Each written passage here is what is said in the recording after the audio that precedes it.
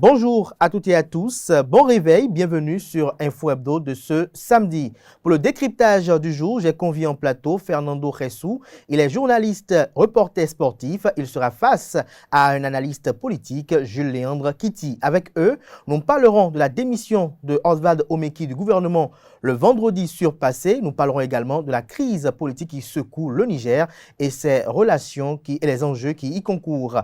Avant de retrouver mes invités pour le décryptage, je vous invite à suivre cette pub de l'École supérieure d'administration d'économie, de journalisme et des métiers de l'audiovisuel ESAE qui vous présente les offres pour la rentrée universitaire 2023-2024 sur ces différents campus à Cotonou, notamment à Kpakpa et Bedjoumende, dans la ville d'Abomey-Calavi et celle de Parakou.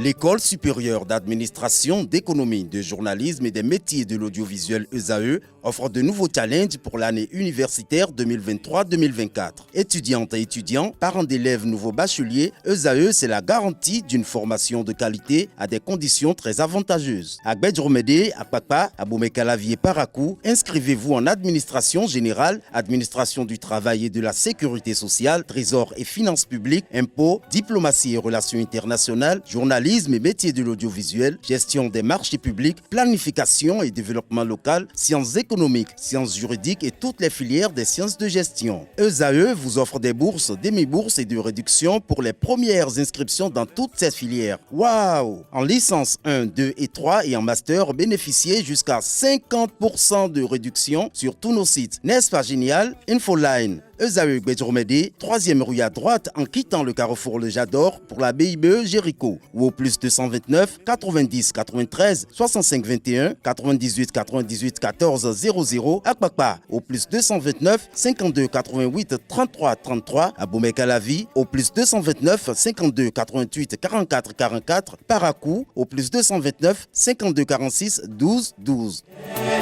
ESAE, l'excellence à un nom.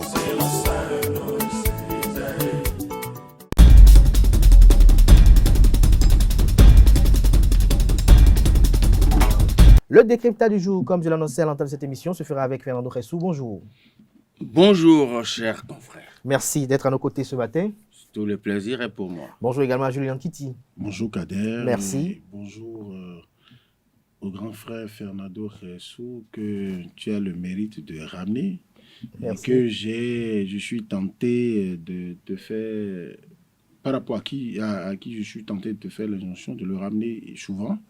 Parce que de le laisser tranquille, c'est contribuer à le vieillir plus tôt qu'il n'en a le droit.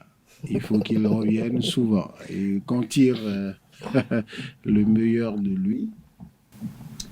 Parce que vous savez que ce n'est pas de mes habitudes de célébrer les vis-à-vis quand on veut faire des discussions, des émissions qui peuvent prendre l'allure de débats contradictoires. Tout à fait.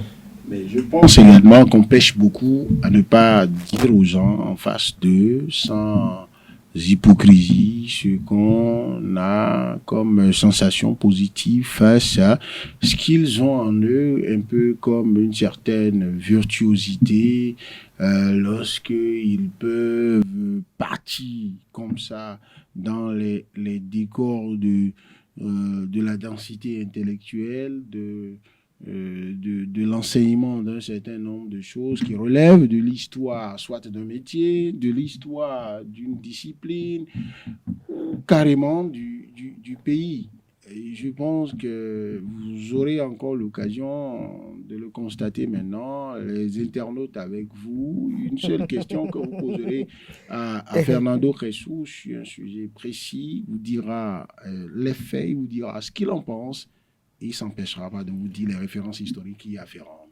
Merci pour ce très bel hommage. Merci à vous, Julien Kitty. Et je me retourne à vous, Fernando Ressou.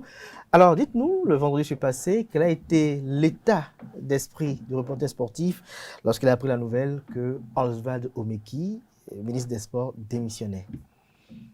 Vous avez parlé d'état d'esprit. C'est bizarre. Ça ne m'a fait ni chaud ni froid. Ah bon? Pourquoi? Franchement, ça ne m'a fait ni chaud ni froid parce que je me suis dit, c'est surprenant Quel est déjà le surnom de Oswald Komeki? Agbono Junior. C'est ça, hein? Et tout le monde dit Agbono Junior en référence à qui? Agbono Senior. Agbono. Senior. Agbono Togo. Qui se trouve être le chef de l'État, le président de la République, le chef du gouvernement. Et c'est connu de tout le monde que les portes de la maison de Agbono sont largement ouvertes à Agbono Junior. Mais dans cette condition, où ce qui ne s'est jamais passé est en train de se passer sous nos yeux, c'est-à-dire depuis les indépendants de ce pays, aucun Béninois n'a fait 7 ans au poste de ministre des Sports. Il y en a qui ont même fait 1 mois. Et lui, il en a fait 7. 7 ans. Et quelques mois encore en plus. 6 mois. 6 mois. J'ai dit, mettons 7 ans. Peut-être parce qu'il est né le 7e jour, le 7e mois de l'année, c'est sa chance. Maintenant, il s'en va en disant, je démissionne. Alors, ça veut dire quoi? Par rapport aux informations que j'ai reçues personnellement, surtout qu'il a dit à ses collaborateurs, ma démission n'a rien à voir avec ce que nous faisons ici. Donc, ce n'est pas par rapport au ministère. Et ailleurs, j'ai entendu, il veut prendre sa liberté. Ah? Ah bon? Il veut prendre sa liberté. Vous voyez, lorsque quelqu'un a été chouchouté à ce point, il a été porte-parole du gouvernement, s'il vous plaît. Il est dans les bonnes grâces de la première dame et ça, c'est connu de tout le monde. Vous comprenez donc qu'il n'y a que lui qui puisse faire ce coup à talon, au président talon. Mais je dis ceci.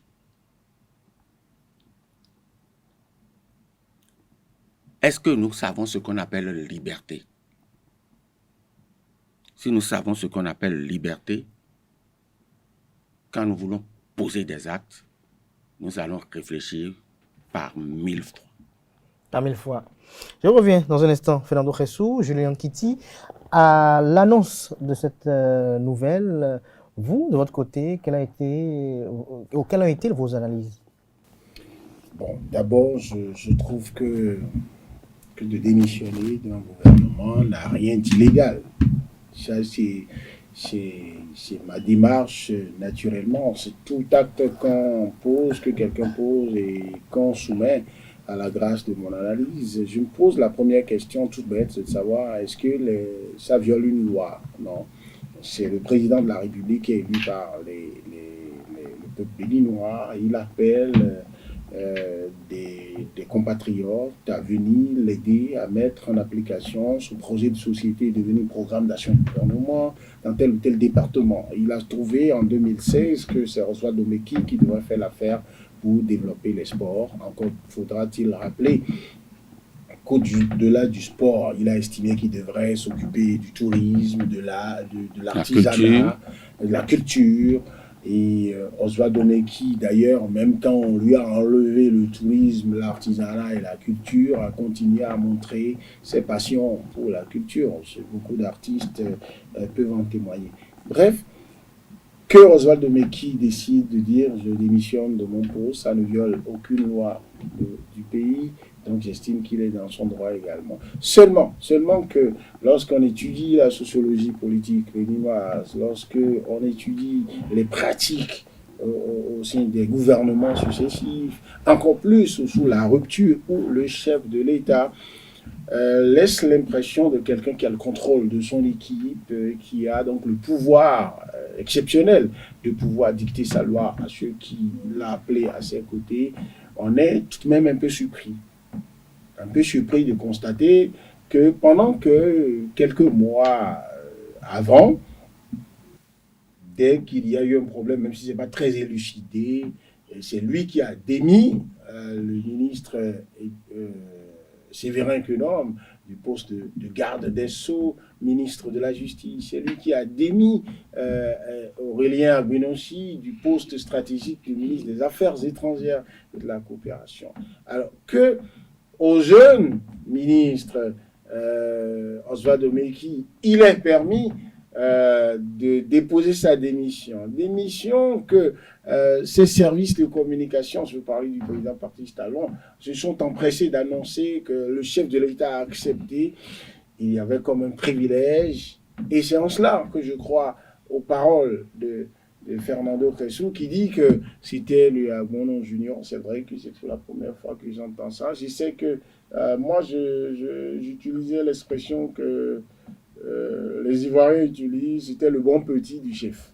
Le bon petit. C'était l'enfant chouchouté du chef. Je me suis fait dire également, je ne me suis pas évertué à ne pas y croire, qu'il était dans les bonnes grâces de la première dame également. Et ça vaut ce que ça vaut sous notre optique, que d'être dans les bonnes grâces de la première dame, qui peut dire au chef de l'État, ah non, non, il ne faut pas traiter mon enfant là comme n'importe quel enfant. Je voyais d'ailleurs Oswald Omeki toutes les fois qu'il se retrouvait aux côtés du chef de l'État dans des manifestations où ça peut prendre des photos, il affichait une certaine fierté, il était presque dans l'extase. Ça ne vous a pas échappé que le chef de l'État s'est déplacé personnellement pour aller à une manifestation organisée par l'épouse de Oswald Omeki. Ça signifie que c'est quelqu'un qui est un enfant qu'il porte dans son cœur. Mais vous savez, c'est encore l'enfant que vous portez dans votre cœur qui peut se permettre de dire, moi, je peux faire ça à mon papa et ça ne va pas créer un scandale. Quelqu'un d'autre le ferait, que ça ferait beaucoup de tohu. Et vous, Kader, qui êtes d'origine Nago, ça n'a rien à voir avec notre émission. Vous savez, quand des gens en dressent le tapis à l'oracle et qu'un enfant dans la cour royale prend le titre de haro, vous savez ce que ça signifie. Il peut faire la réunion de 4 h du matin avec les Olours. Merci à vous, Julien Titi, pour cette belle chute. Alors, je me retourne vers vous, Fernando Cressou, pour poser la question de savoir quelle est votre opinion sur ceci. Certains analystes politiques qui sont sûrs que ce serait le chef lui-même qui lui aurait demandé de déposer cette démission pour une stratégie, pour l'opérationnalité d'une stratégie politique, par exemple. Bon. Parce que ces analystes politiques estiment que Oswald Omeki ne serait pas véritablement dans ses couilles au point de dire qu'il puisse offrir une démission à quelqu'un à qui il doit tout. Moi, je réfléchis sur la base des faits. Et j'aurais répondu autrement à votre question si elle m'avait été posée avant la prise de service du successeur désigné de Oswald Omeki. Allez-y. Mais lorsque je me rends compte que Oswald Omeki, ancien ministre des Sports, Oswald Omeki, un homme imbu de sa personnalité, qui n'aime pas qu'on marche sur ses plates-bandes, qui n'aime pas qu'on marche sur ses pieds, et qui estime que, en face d'un ministre comme celui des Finances et de l'Économie, il aurait, lui aussi, entre griffes, le droit d'être désigné ministre d'État. C'est pas arrivé.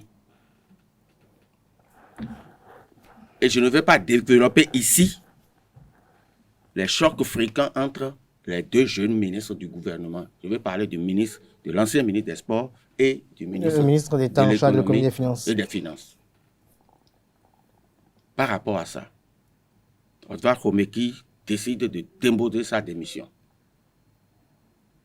C'est tout à fait légal, hein, c'est son droit. C'est légitime, c'est son droit. Mais cette légitimité est écorchée quelque part par rapport à tout ce que l'on sait des relations entre le chef de l'État et lui. Maintenant, pour choisir son successeur, le chef de l'État est allé chercher un collaborateur du ministre des Finances, qui est du même village que Oswald Romeki.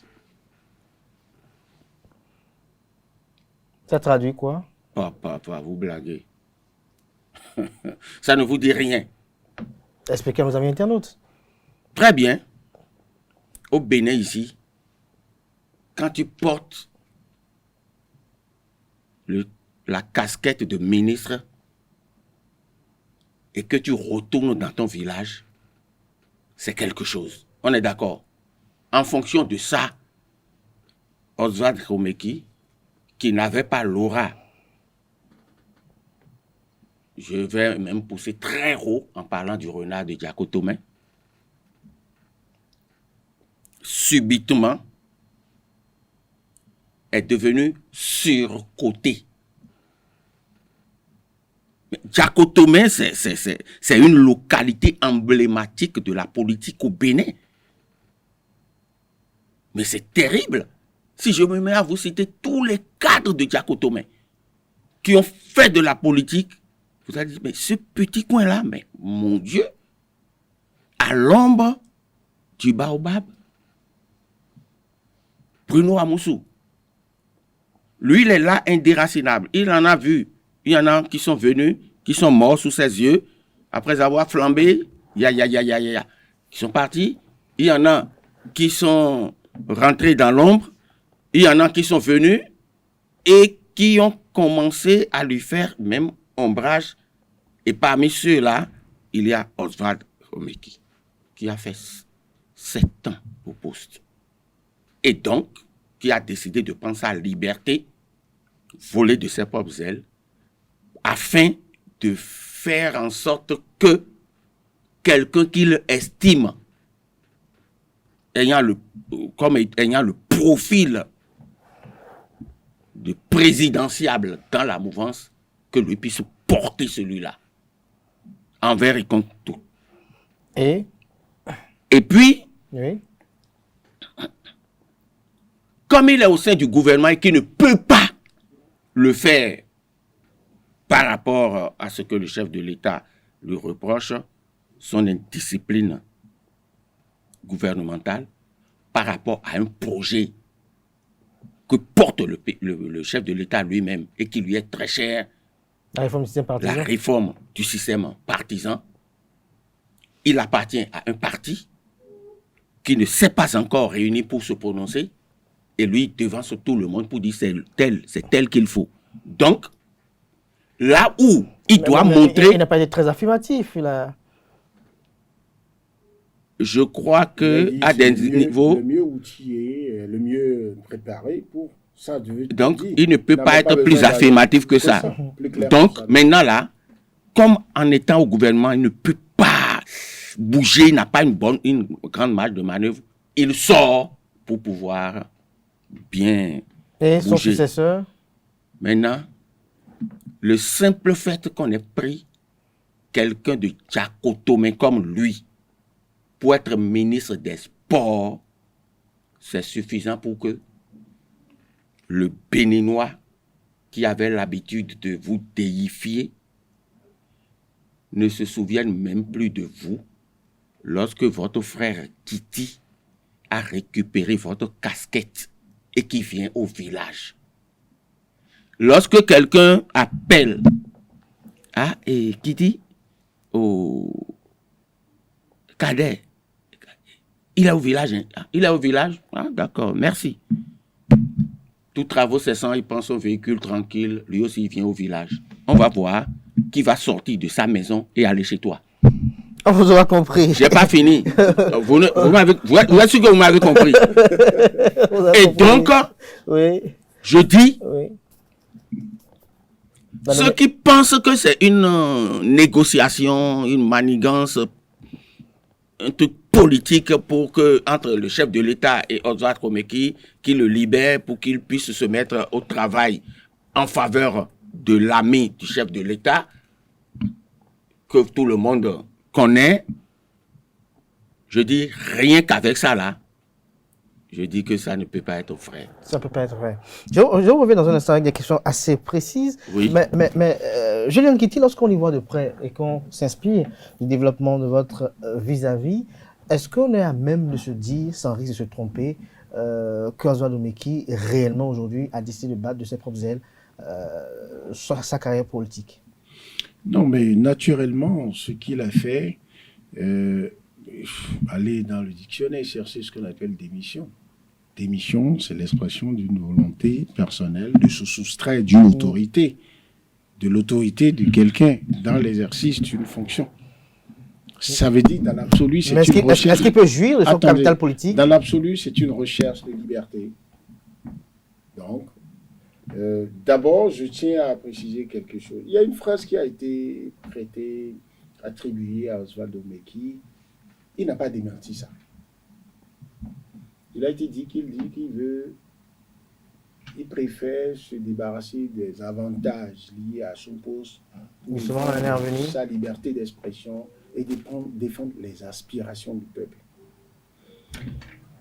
Quand j'ai lu ça plusieurs fois et sous toutes les coupes, le décryptage donne? Je dis il y a un problème. Lequel? Moi, je suis très porté vers l'analyse du discours politique. Oswald Omeki devait comprendre deux choses. Il ne projette pas dans l'opinion l'image de quelqu'un dont la réussite en politique peut passer par le discours politique. Vous avez des gens qui, c'est pas les mots qu'ils utilisent, c'est pas le contenant qu'ils constituent. Quelques exemples. Quand ils parlent, quelques références. On dit, mais attendez, il vous a cité Bruno Amoussou tout à l'heure. Oui. En dehors du terrain, quand Bruno Amoussou ouvre la bouche pour dire un mot, ses allégories, pour chanter, ça désingue tout un système. Et ça reste. D'accord? L'histoire du spectateur joyeux. Il dit, mais pourquoi Yaïboni cherche à savoir ce que je pense du pays? Il connaît le pays, non? Il n'a qu'à gouverner. C'est l'histoire du joueur à qui on est en train de marquer des buts, et quand on le gagne, et il va donner des coups de poing aux spectateurs dans les gradins qui se réjouissent. D'accord? Mais c'est ça, la politique. Quand on fait paix à son âme, vous prenez Albert Thévoué, je dirais, c'est un contenant qui se fait valoir dans la politique par le discours politique. Oswald Omeki, je vous ai dit, passe plutôt avec l'image d'un bon petit du chef, de celui qui a le flair de trouver les opportunités politiques. Certains parleraient d'opportunisme. C'est-à-dire qu'il est là où il faut être pour faire les couloirs et puis ça marche. Des histoires du genre, le chef de l'État, Patrice Talon, Patrice Talon candidat, Oswald Omeki qui dit les ambassadeurs de Patrice Talon, c'est eux qui cotisent pour lui donner, donc eux ils cotisent de l'argent pour payer la caution pour un milliardaire. Bon, voilà des choses comme ça qui ont révélé le monsieur. Mais est-ce qu'aujourd'hui, j'ai une question précise avant que vous poursuivez. Depuis cette émission, il y a quand même assez de commentaires sur la toile, nous émettons sur les réseaux sociaux, nous tenons compte quand même de beaucoup de ces commentaires-là. Est-ce qu'aujourd'hui, on peut parler d'ingratitude d'Oswald Omeki à l'égard de Patrice Talon?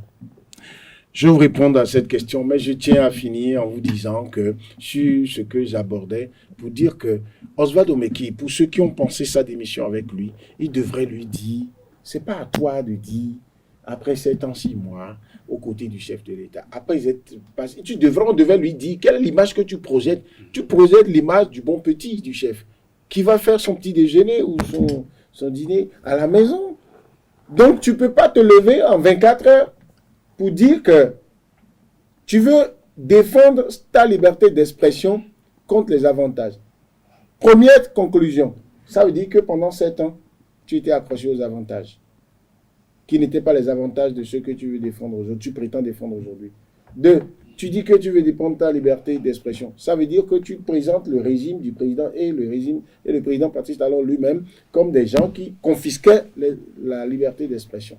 Ça n'est pas pour le bonheur du chef, pour son image. Deuxième chose, tu dis que tu veux défendre les aspirations du peuple.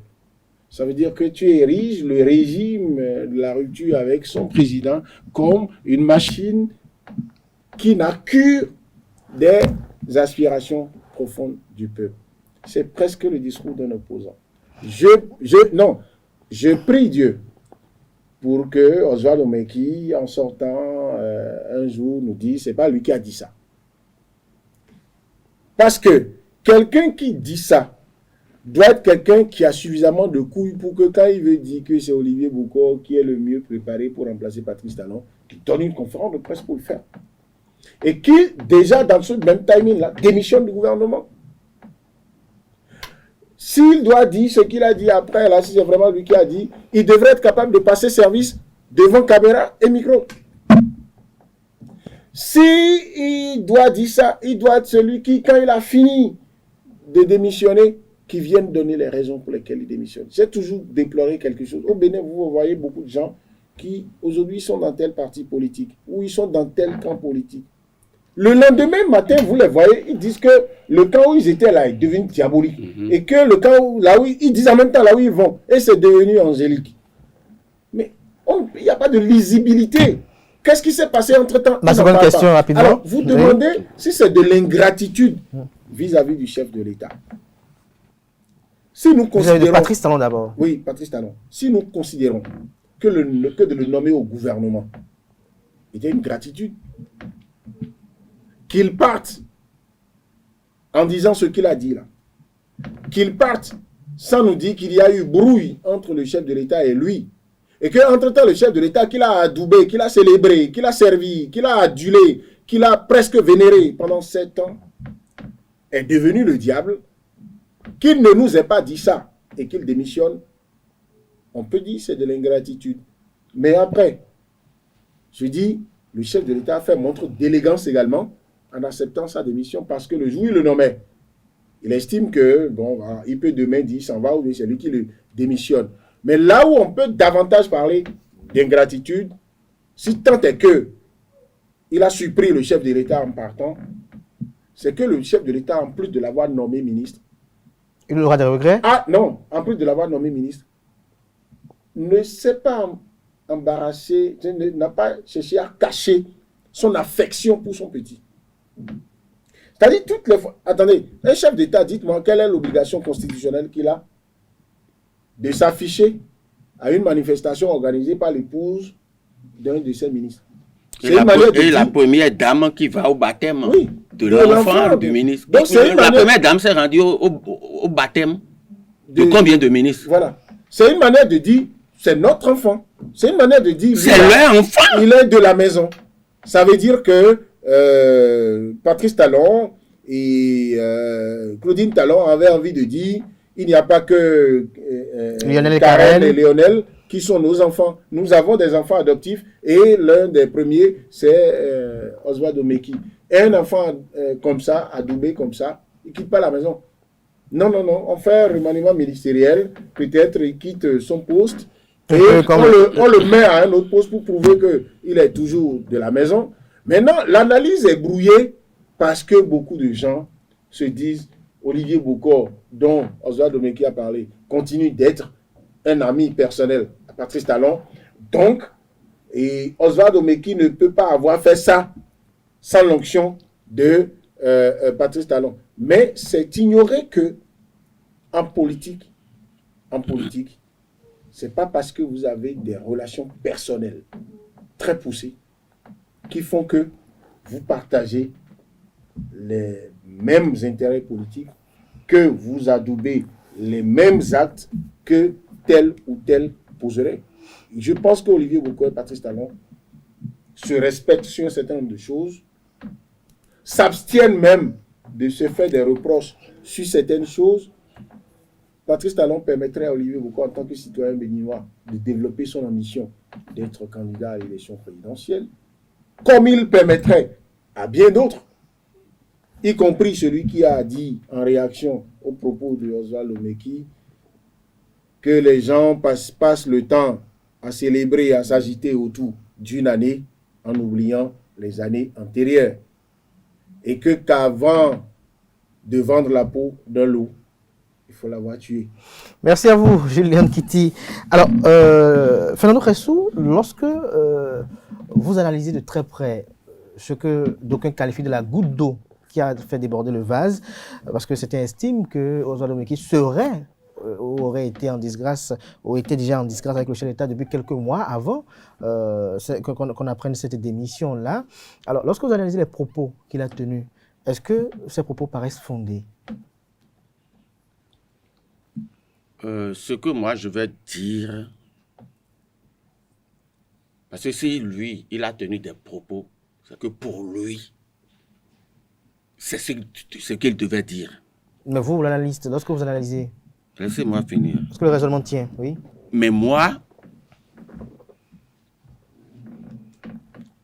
je m'interrogeais depuis quelque temps. À quel sujet? Bon, ça ne coûte rien de le dire comme ça. On a fini une séance de travail un jour au ministère des Sports. Les responsables de la commission qui nous avait invités étaient sortis avant moi. Et quand j'arrive, le ministre descendait. Il les a vus. Ah, mais vous n'avez pas fini votre travail. Mais faites vite, hein. Faites vite. Je veux votre rapport. Je veux le lire. Je veux le critiquer, je ne vous ferai pas de cadeau. Mais faites vite. Parce que je ne sais pas si ce ne sera pas moi le prochain sur la liste des départs. Et au moment où il disait ça, moi, j'arrivais là. Et j'ai dit, ah. Donc vous étiez l'oreille indiscrète. Et j'ai entendu, j'ai dit, on ne dit pas ça, hein. Il a placé 2 mots et il a répété ça. Dit, et maintenant, j'ai dit, enfant, et nous dormons en main. Nous mettons leur vaudou. Il a dit, oh non, même si ça arrive, je passerai chez vous, vous allez me trouver du job là où vous êtes. Et j'ai encore réitéré, et nous dormons. Tout à l'heure, vous m'avez posé la question de savoir quel était mon état. Je dis, comment? Quand j'ai lu la chose, j'ai regardé, j'ai dit, bon, écoutez. Parce que le mouvement sportif béninois s'est toujours battu pour que le poste de ministre en charge des sports ne soit pas un poste du petit 22e, du petit dernier, c'est-à-dire quand on a fini de nommer tous les membres du gouvernement, on dit enfin, Abdelkader. J'ai un jeune. On le met là. Et quelques mois après, on peut le déplacer et mettre encore quelqu'un d'autre. Et pour la première fois que ça nous arrive d'avoir quelqu'un de stable, voilà ce qu'il en fait. C'est un gâchis. Là, vous parlez de sa gestion? Je parle de cette décision de Oswald Omeki pour nous autres du mouvement sportif. Ce n'est pas le chef de l'État qui l'a enlevé, c'est lui-même qui a décidé de partir. Est-ce que ça veut dire qu'il s'est senti incapable de continuer la mission ou d'atteindre les objectifs nobles d'un sport béninois plus performant et plus respecté? Vous me dites qu'est-ce que je pense de... Non, ce n'est pas les déclarations là qui m'intéressent, moi. Ce qui m'intéresse, que doit être le mouvement sportif béninois. Le mouvement sportif béninois a toujours voulu que le poste du ministre des Sports ne soit pas un poste passe-partout où n'importe qui peut être envoyé là et sauter de là, n'importe comment. On est en train de réussir à l'obtenir et c'est le titulaire du portefeuille qui fout ça en l'air. Déjà, je lui donne un coup de gourdin à ce niveau. Deuxième chose, mais s'il vous plaît, un ministre des Sports, nous sommes à la veille d'une année olympique. Vous savez ce que c'est qu'une année olympique? Est-ce que vous savez l'importance d'une année olympique? Tous les sportifs du monde, tous les ministres du monde attendent ça avec fébrilité. Et à partir de 2023, que nous devons commencer à mettre sur les rails tout ce qu'il faut, le processus qui doit nous conduire jusqu'à Paris 2024. Mieux, il y a les Jeux africains qui devaient avoir lieu en 2023 et qui ont été reportés jusqu'en mars 2024. Et dont des épreuves sont qualificatives pour les Jeux olympiques. Quand un ministre a des choses comme ça dans le viseur, il pense à son job. Je dis, il pense à son job. Encore que, moi, je dis, Romeki est populaire, c'est ça? Il a été candidat à Cotonou, hein, aux dernières élections. Ça a donné quoi? Mais dites-moi, ça a donné quoi? Et pourquoi n'avait-il pas pu se mettre sur la liste dans son Diakotomé natal, dans son Koufou natal? On l'a balancé à Cotonou, encore que en tant que ministre de la Jeunesse et des Sports, l'ami des hommes de culture, comme Kitty vient de le rappeler, ce qui est une réalité. Je dis, moi je trouve même que Oswald Romeki est plus collé quand on parle d'amis aux hommes de culture que le ministre Abimbola. Non, il est plus collé que les sportifs. Voilà. Okay. Parce que je ne vois pas, je ne fréquente pas les boîtes de nuit, mais on me rapporte que quand Romeki visite les boîtes de nuit VIP, ce n'est pas en compagnie des sportifs que nous sommes. Non, c'est avec les hommes de culture. Voilà, c'est les artistes. Avec les grands artistes. Oh, nous, on a besoin de lui. Mais qu'est-ce que vous me dites là? C'est un fiasco total. Mais à contrario, tous ceux qui ont commencé par agiter les histoires de détournement dans la construction des 22 stades, je dis, vous n'avez rien compris. Ce n'est pas Romeki qui s'est occupé de la construction des 22 stades. C'est le ministère du cadre de vie. Donc, si quelqu'un a détourné des milliards là, n'allez pas chercher ça chez Romeki. Pas du tout. Mais on peut dire qu'on lui a dit favoritisme dans le choix des localités ayant bénéficié des choses là. Je dis d'accord. D'accord. Moi, j'ai joué pour le Mono en mars 1983. Et le seul trophée que le Mono, c'est aujourd'hui devenu divisé en deux, le seul trophée que le Mono a gagné en sport collectif pendant plusieurs décennies avant que Asso Baobab chez les dames ne commence à gagner des trophées au plan national au handball, ce seul trophée-là, j'ai contribué à ça en 1983. Et laissez-moi vous dire ceci. Oui. Et ça, c'est d'une importance capitale. Lorsque vous allez aujourd'hui, là où j'avais fait ma mission en 82-83, c'est le village d'Atomé. C'est à 75 km de Lokossa. Les gens continuent de parler de Fernando Ressou parce que j'ai laissé des traces. J'ai planté des arbres sous lesquels, quand les inspecteurs arrivent, les gens leur rappellent, ah, ce arbre-là, vous savez qui a planté ça? C'est Fernando Ressou. Ah, je le connais, le sportif. Les aires de jeu là, c'est lui et les gens en parlent. Et c'est de ça qu'il s'agit. Et au moment où nous, on préparait la compétition, on nous logeait à Léni d'Azové. On allait à pied à Aplakoué sur le terrain du CG à Aplakoué où on s'entraînait.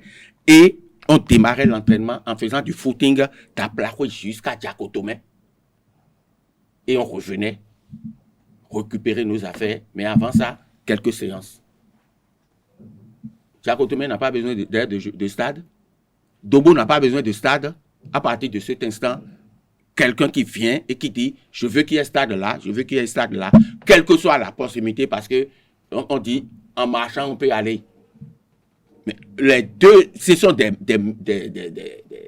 communes qui ont besoin d'infrastructures. Et mieux, en tant que fils du terroir, s'il a réussi à défendre ça, je lui dis bravo. Merci. Vous me comprenez? Merci beaucoup. Mais, lorsque je suis un ministre des Sports d'un pays qui ne dispose pas d'une politique nationale des sports, d'un pays dont la charte nationale est frappée de désuétude par mes propres décisions. C'est-à-dire, dans les dispositions de la charte nationale des sports du 25 février 1991, il est interdit de pratiquer au Bénin le sport à des buts lucratifs. La charte n'a pas été changée et nous avons instauré le sport professionnel où il faut pratiquer le sport et gagner de l'argent. Ça veut dire qu'on est dans la violation. Ça veut dire que nous avons violé. Au terme d'un débat sur la chaîne nationale, Oui, pour finir. le problème s'est posé Oui. et il a décidé d'installer une commission chargée d'élaborer la politique nationale du sport, chargée de faire la relecture de la charte nationale des sports, chargée de proposer quelque chose sur le financement du sport en République du Bénin. Bon, la politique de loisirs aussi était dedans. Ça fait 2 ans. Les gens ont déposé les travaux. À un moment donné, il y a eu quelques critiques. On nous a réunis autour de la politique nationale des sports. Ça fait 1 an. Et puis après, plus rien. Merci à vous, Donc, Fernando Khessoui. Donc, il a fait 7 ans au ministère des Sports sans doter le sport national de boussole. merci, on aura compris. votre Qu'est-ce que ça veut dire amertume. ça? Et puis il se lève un beau matin, Alors, il nous dit qu'il démissionne, il s'en va, Jules- il veut voler de ses propres ailes parce qu'il veut s'acoquiner avec un groupe pour revenir au pouvoir. Julien Kitty. Mais vous savez, c'est l'une des rares fois que ça m'arrive m'extasier à l'idée Extasier, de ne même pas parler beaucoup. Parce que pour moi, un débat n'a pas d'intérêt que dans les accoignades liées aux avis que nous donnons. C'est également les informations qui sont données. Que Fernando Khessoui parle de l'absence de politique nationale des sports, parle de charte des sports qui existait déjà, qui doit être revisitée, et que le ministre lui-même ait compris qu'il faut revisiter, peut-être sous la pression des acteurs directs du sport, mais qu'il ait mis en place des commissions. Moi, je croyais qu'il ne lui était reproché que des commissions ad hoc pour savoir pourquoi des gens sont morts au stade de l'Amitié, au détour d'un match de football. Mais malheureusement, Martin Assoba a crié tout le temps, sortez les résultats. Il n'a pas sorti. Décidément, le ministre Oswald Moki, le désormais ancien ministre, adore les couvents, les coulisses. Et ça, le sentier sur lequel il devrait plutôt se faire valoir, et qui peut avoir des dividendes politiques pour lui, naturellement, sous nos tropiques. Pour moi, s'il réussit au niveau de la jeunesse et des sports, Mais c'est fini. s'il est adulé par la jeunesse Mon béninoise, Dieu. dans tous les pays africains, là, les jeunes sont majoritaires dans la charpente démographique de nos pays. Alors, qu'au niveau des sports, vous savez, je n'ai pas encore vu d'activité qui puisse déchaîner les passions autant que le sport. Je n'ai pas encore vu d'activité qui puisse mobiliser du monde autant que le sport. Si vous avez les Il y en a sportifs pas. qui sont d'accord avec vous, C'est qui fini. vous adulent, qui vous aiment, eh bien, vous n'aurez même pas besoin de passer dans les boîtes de nuit, vous n'aurez même pas besoin que les culturels vous chantent dans leurs chansons avant que vous ne soyez adulés. Le mouvement sportif béninois, s'il était capable, si Oswald Mbeki avait atteint un niveau où le mouvement sportif béninois pouvait se mobiliser, faire une pétition et dire au chef de l'État, c'est ce ministre, vous ne le changez pas. Ce ministre, vous n'indiquez pas quelqu'un qui va vous remplacer sans qu'il ne soit dedans. Tout président qui viendrait le nommerait. Et peut-être alors Julien Kiti, pour progresser dans cette émission, lorsqu'on revient sur les propos qu'il a tenus sur la candidature d'Olivier Bokor, qu'est-ce que vous en pensez? Non, moi je pense que on a suffisamment parlé de ça et il faut que... Et j'observe quelque chose de vicieux qui se fait sur les réseaux sociaux actuellement. Déjà, contrairement à d'autres ministres qui ont été débarqués du gouvernement, il a été permis à Oswald Mbeki donc de se targuer, de dire qu'il a démissionné.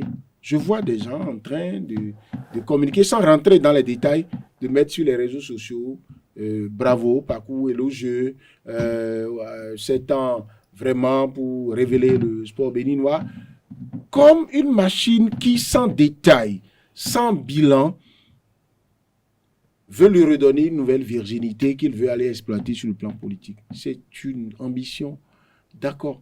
Mais j'ai en face de moi, je peux dénier tous les droits, toutes les compétences, toutes les expertises à Fernando Ressou, sauf celle de la maîtrise du mouvement sportif.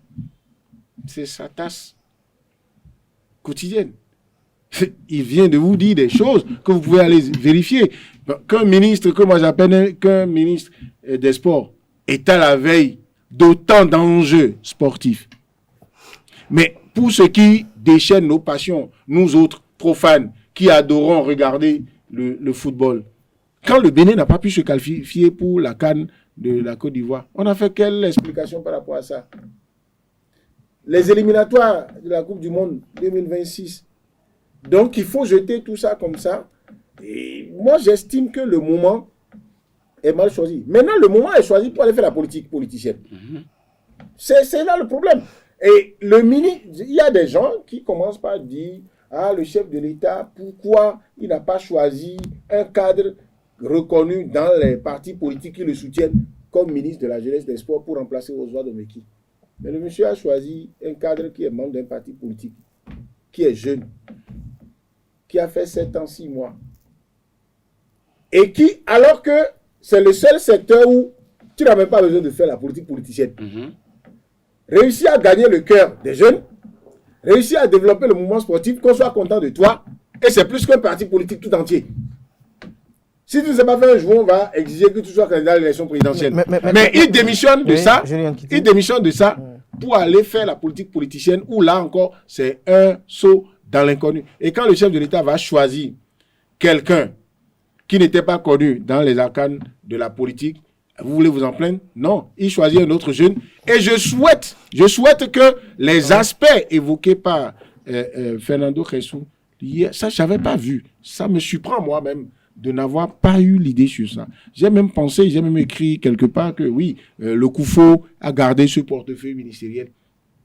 Mais je n'ai pas vu que, en fait, il a fait une analyse sociologique. Quand vous rentrez dans votre village, effectivement, on dit, désormais, si par exemple, M. Dator, qui est nommé, était de Lomé, Oswald Mbeki continuerait à descendre à Diakotomé, même ancien ministre des Sports, à être respecté, parce qu'on n'a pas mieux.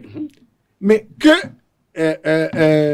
Dator soit de Diakotomé, qu'il soit autant jeune que lui, deuxième critère, que Dator puisse dire, je suis autant proche du chef de l'État que lui, puisque je travaille même dans des structures du chef de l'État, j'ai travaillé là, et cerise sur le gâteau, qu'il soit un collaborateur de l'autre jeune ministre, du Mono Koufo, donc du ministre des Finances.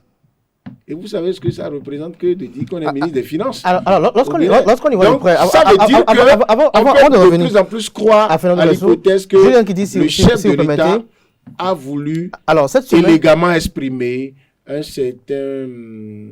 certaine déception. Il dit, ben quand même, ce jeune, je lui ai tout donné.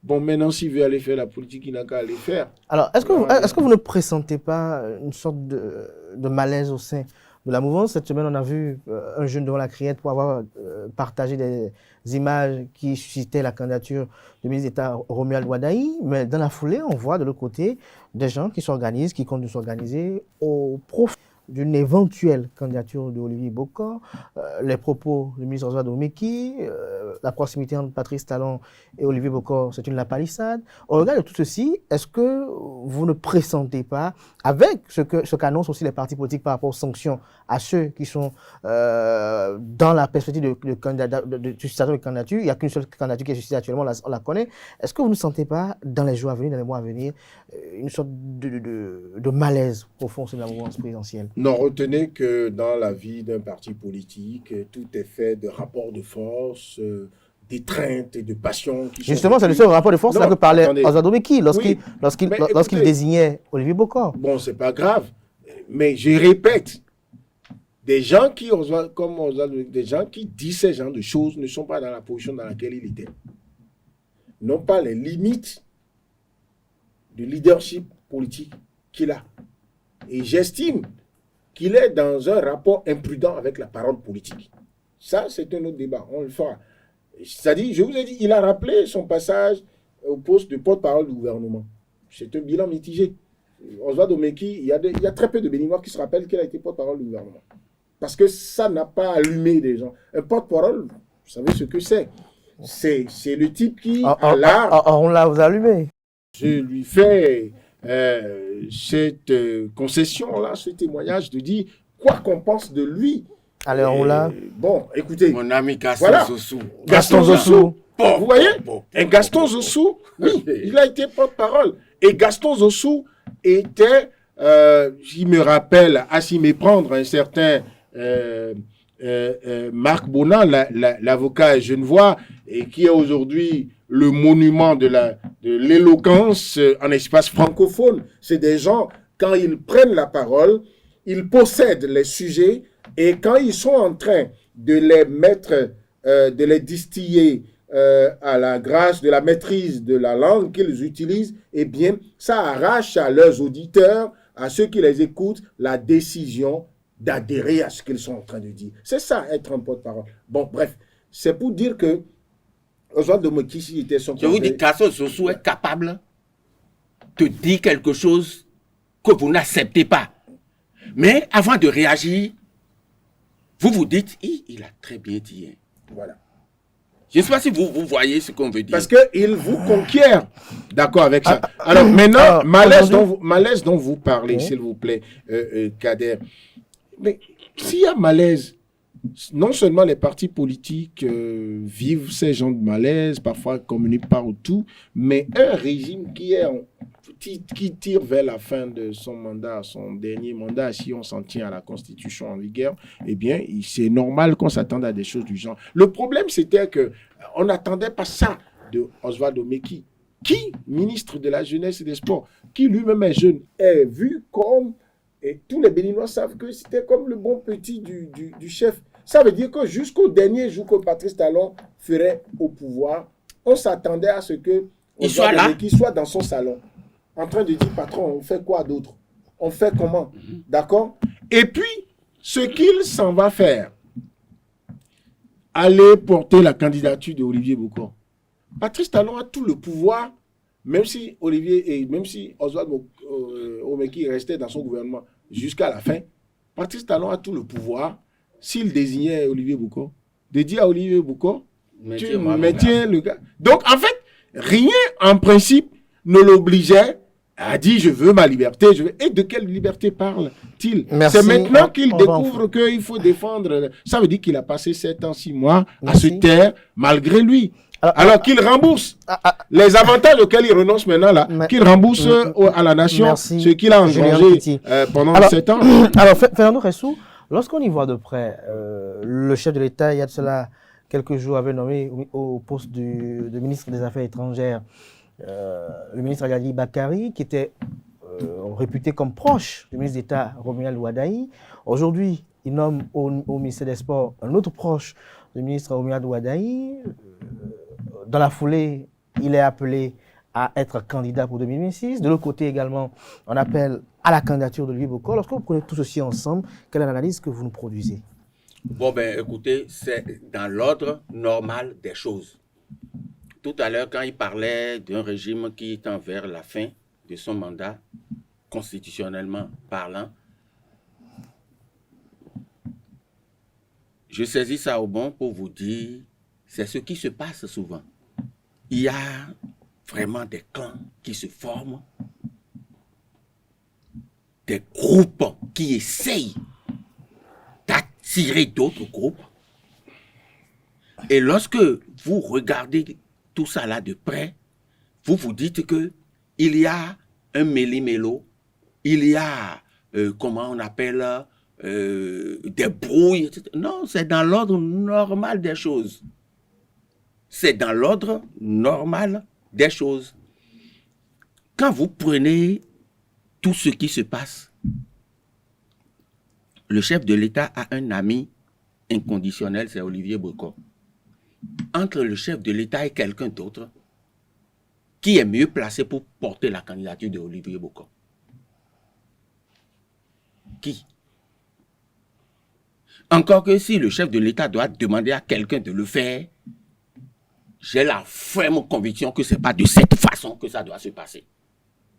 Mais que réellement, Antoine Romeki voulait sa liberté. À un moment donné, il s'est senti suffisamment puissant. Il s'est senti suffisamment puissant pour poser l'acte qu'il a posé là. Mais nous autres sportifs, qu'est-ce que nous mettons dans puissance? Dans puissance, il y a force et vitesse. Et au même moment, nous demandons à nos sportifs de ne pas confondre vitesse et précipitation. Si vous confondez vitesse et précipitation, et vous êtes fort, vous ne serez pas puissant.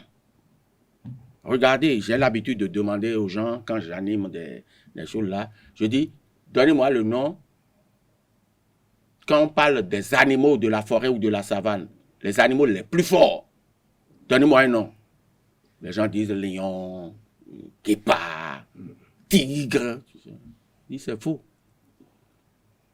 Les animaux les plus forts, éléphants, buffles, hippopotames, rhinocéros, c'est la force. Ouais. Mais ce n'est pas la puissance. Ouais. Parce que le rhinocéros n'a pas la vitesse. L'éléphant n'a pas la vitesse. Ce qui fait d'ailleurs leur mort, parce que l'éléphant est là, il traîne jusqu'à ce que la fourmi évolue. Le lion a la vitesse et il a la force, même s'il n'a pas la force de l'éléphant. On est d'accord? C'est pour ça qu'on dit le lion est un animal puissant qui a les forces et vitesse. Mais il n'y a pas de précipitation. Regardez comment les lions chassent. C'est bien calculé. Ouais. C'est l'erreur de Romeki, ça. Et c'est une erreur fatale. Alors, par rapport aux nominations de Dato, à la nomination de Dato à la tête du département ministériel des Sports, qu'est-ce que vous en pensez? Est-ce que le profil converge avec les aspirations? Je vais vous rappeler quelque chose. Lorsque Valentin Aditi-Koudé a été nommé ministre des Sports, j'ai dit, mais c'est qui Valentin Aditi-Koudé? Je ne le connais pas.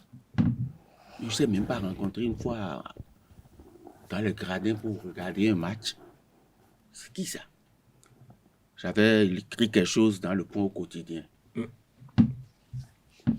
Puis je vais au ministère, je sortais quand lui rentrait, et on lui a dit, c'est lui, Fernando Ressou, qui a écrit, il avait le journal. Et il m'appelle, et il me dit que tout ce que j'ai écrit sur lui est juste. Il n'est pas sportif, voilà. Il n'est pas dans une association sportive, il n'est pas dans une fédération sportive. Voilà qu'on m'a nommé. On fait comment? On fait comment? C'est la même analyse que et je peux vous dire, c'est comme ça que Valentin Koudé est devenu un très grand ministre des Sports. Nendodi, un très grand ministre des Sports. Il était à l'écoute. Et moi, je ne suis pas quelqu'un qui me met à la lumière. Dans tel domaine-là, ça se passe comment? Dans tel domaine-là, ça devait se passer comment? Dans tel domaine. Et puis on lui dit, le jeune ministre qui vient d'arriver, s'il veut, en quelques mois, on va le briefer. Maintenant, s'il choisit mal les gens pour le briefer, on finira par avoir les choses que nous n'aurions pas souhaitées. Mais s'il va dans le sens qu'il faut, je vous l'assure. Donc, c'est même des gens qui sont totalement vierges là, que nous on veut. La belle pauvre, j'ai dit que quelqu'un a fait un mois. Quand on a amené Azaria, Fakorede, elle a fait combien? Elle n'a pas fait 3 mois au poste de ministre des Sports. Mais ce qu'elle a réalisé sur la base de comment ça fonctionne, comment ça devait fonctionner. Dès qu'il dit, elle demande comment ça fonctionne, et puis les cadres s'empressent pour dire maintenant comment ça devait fonctionner. Et puis il y a des gens qui lui disent, il faut aller vers le comité olympique. Il dit, ah bon, mais c'est quoi le comité olympique? Quand elle a pris langue avec le comité olympique, le travail qui a été fait, c'est elle qui est à la base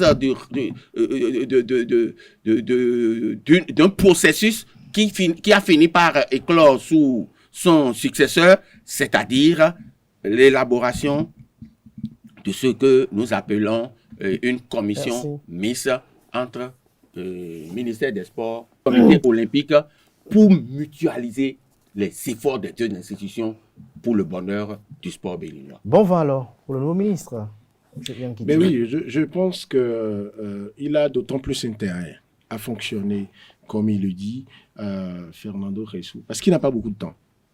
C'est-à-dire qu'on est habitué à voir, si un ministre, on vous nomme ministre au Bénin ou dans un pays africain, et que vous n'allez pas vers des gens qui sont déjà rassasiés de solutions aux problèmes réels du secteur, vous allez passer, au bas mot, si vous êtes très intelligent, si vous êtes un génie, vous allez passer au moins 1 an à faire des visites de courtoisie, à faire des prises de contact, à chercher à comprendre. Et c'est plus grave quand vous n'êtes pas du secteur. D'accord? Mais quand vous arrivez et qu'il reste ce temps-là, 2 ans et demi pour le chef de l'État pour finir son mandat, et le chef de l'État qui a dit à la fin de mon mandat, je vais être porté en triomphe, vous rassemblez les gens. Je pense que le Bénin est doté de tout ce qu'il y a comme institution pour fonctionner dans ce secteur. Je me suis toujours demandé pourquoi, après tant de temps, là, on est encore de petites guéguerres, ministère, fédération, ministère, comité olympique là. C'est pas parce que c'est un membre influent du comité olympique qui est en face de moi.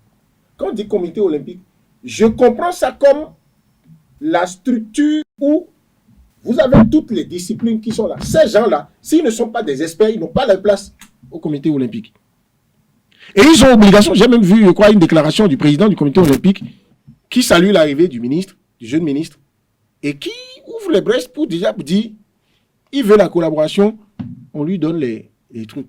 Le ministre n'a pas besoin forcément d'être sportif. Il a le pouvoir politique que le chef de l'État lui délègue. Il a l'écoute du chef de l'État. Les techniciens, ce sont les sportifs. Et le comité olympique, pour moi, est le laboratoire, d'accord, qui vous dit, voici comment ça fonctionne, voici ce qu'il faut faire. Et vous allez dire au chef de l'État, écoutez, voici ce qu'il faut faire. Si nous investissons ici, si nous faisons comme ça, on va s'en sortir. Moi, je vais vous dire quelque chose que je n'ai pas l'habitude de dire. J'ai l'impression que le jeune Dato est une chance rêvée pour le sport béninois. Merci à vous. C'est-à-dire, je n'aurai pas le temps de développer ça. Mais de toutes les façons, il vient du ministère des Finances. Oui. Il vient au sport. Oui. Non, c'est une chance. Et parce que pour ça, peut parler à son patron pour je dis merci. Je suis convaincu de ce qu'il a lieu de faire. Je dis merci au chef de l'État. Et merci à Ozal Romeki d'avoir déposé sa démission. Merci à vous, Fernando Ressou. Merci à Julien Kitty pour les différentes analyses. Ce sont vos opinions sur cette actualité qui défraie la chronique toujours. Nous sommes pris par le temps. Un petit commentaire sur la crise politique au Niger. Fernando Khessou, je crois, peut-être le samedi prochain, peut-être on va se retrouver, si votre agenda le permet, pour en reparler. La crise politique au Niger ne fait du bien à personne. À personne. Déjà, la France a déjà commencé les gens critiquent la position du Bénin. À enregistrer les dégâts. Les gens critiquent la position du Bénin et ils ont raison de critiquer mais est-ce que Patrice Talon avait le choix du Bénin. Notre chef de l'État avait le choix d'observer d'abord les choses. Il n'est pas politique en tant que tel. Vous avez vu Tinubu? Tinubu a fait semblant de bomber le torse, mais il n'a pas fermé de frontières. Parce que la fermeture d'une frontière, ce sont nos populations que nous assommons. Les putschistes, ce n'est pas leur problème. Hein. C'est eux qui sont au pouvoir. S'il reste une seule pomme à partager dans le pays, c'est eux qui vont prendre. Mais les populations, ce sont elles qui souffrent. Ce sont elles qui souffrent. Et c'est dangereux pour un pouvoir quand sa population souffre. Quand elle souffre, l'homme qui a faim n'est pas un homme libre. Ça va dans tous les sens. Pour cela, moi, je souhaiterais que d'une manière diplomatique ou stratégique, ou n'importe comment, le gouvernement béninois, le chef de l'État en premier, n'a qu'à trouver les moyens d'ouvrir la frontière. Il a suffisamment de raisons de le faire. Parce que ce qui se passe là-bas, où les produits sont totalement, comment dirais-je, détruits. Je prends ceux qui amènent les ananas au Niger. Je parle de ceux qui amènent les oignons au Bénin. Je ne prends que ces deux exemples. Ce qui se passe. Le prix de l'oignon a déjà changé à Cotonou, non? Bien, vous, enfin, tu ne vas pas au marché. Si. Ma femme me l'a dit, me l'a rappelé la dernière fois. À pareil moment, on a l'oignon à vil prix. Mais aujourd'hui, ce n'est pas le cas. Ne serait-ce que ça. Oh, l'oignon traite la prostate. Merci pour l'information. Julien Kitty sur la crise au Niger pour conclure. Commencer par cet effet, ces cris de détresse des opérateurs économiques, des petits commerçants qui ne sont plus suffisamment bruyants, mais qui n'ont pas cessé et qui méritent que, si vous leur demandez aujourd'hui ce qu'il faut faire, ils vous disent qu'il faut ouvrir les frontières. Et au cours de la semaine, j'ai signé une chronique que j'ai intitulée « Retour à nos moutons » en disant que je ne sais pas si le ministre Oswald Omeki, démissionnaire, avec ceux qui ont pensé sa démission avec lui, avait imaginé l'effet que ça pourrait produire sur la réorientation de l'opinion. J'observe que beaucoup de Béninois qui critiquaient, beaucoup de Béninois qui ne parlaient que du Niger ont commencé à parler de ça. Et j'ai dit, bien que j'ai demandé au gouvernement d'en profiter pour gérer la crise du Niger, son implication dans ce que j'appelle le bourbier nigérien, avec un peu plus de sérénité. En parler moins, agir plus en sourdine, une diplomatie forte pour finalement en arriver à l'ouverture des frontières. Aujourd'hui, je pense même que le gouvernement béninois est déjà disposé à le faire. Seulement, on avait poussé le bouchon bien loin et c'est actuellement la junte militaire au Niger qui est réticente par rapport à cette ouverture. Mais je dis, tant qu'on peut se parler, ça peut aller. Et j'ai observé au début de cette crise que lorsque des missions de la CEDEAO sont allées, et ça fait flop, lorsqu'on a pris des responsables religieux, d'accord, du Nigeria, Tiani et ses équipes les ont reçus. Nous avons en Afrique encore les codes qui nous permettent de régler les problèmes. Quand vous allez au Burkina, vous avez au Burkina Faso, quand ça chauffe, le Romonama, quand là, on va vers lui, et chef d'État, et tout le monde est à ses pieds. Pourquoi ne pas les exploiter et continuer à utiliser les méthodes classiques que l'Occident nous impose? Je pense que le chef de l'État béninois est forcément... D'ailleurs, il a rencontré au cours de la semaine le président de la commission de la CEDEAO qui était en visite dans notre pays. Et dans le communiqué diffusé par la direction de la communication de la commission de l'UEMOA, ils ont dit qu'il a discuté avec le chef de l'État des enjeux actuels de notre communauté. L'enjeu actuel majeur, c'est le Niger. La crise au Niger. Et franchement, Moi, j'ai envie que mon frère de Malanville, qui ne vit que de son volant de Titan pour faire le... Vous savez, celui qui conduit ça, il n'a même pas un salaire. C'est quand il fait un voyage qu'il a... Et quand il veut revenir, il prend charbon pour sa femme, il prend maïs, il prend oignon. Mais il a dit que son épouse lui a parlé de la cherté de l'oignon. Moi, mon épouse m'a dit que parfois, dans ce qu'elle me prépare de très intéressant, l'oignon prend même la place de la tomate quand c'est suffisamment chose. Et il m'informe que l'oignon traite la prostate. C'est sûr que ça prévient déjà la prostate. Moi, j'ai pas envie, quand j'aurai 60 ans, quand j'aurai 50 ans déjà, regardez comment il paraît encore très jeune.